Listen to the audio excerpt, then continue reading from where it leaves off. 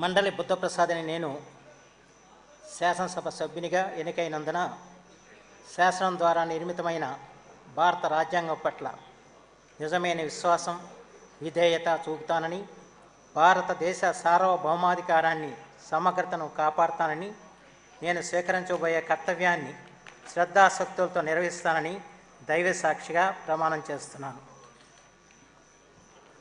ఆంధ్రప్రదేశ్ శాసనసభ సభ్యుడినైన మండలి బుద్ధప్రసాద్ అనే నేను సభా నియమాలకు కట్టుబడి ఉంటానని, వాటిని అనుసరిస్తానని, సభా మర్యాదలను పాటిస్తానని, సాంప్రదాయాలను గౌరవిస్తానని దైవ సాక్షిగా ప్రమాణం చేస్తున్నాను.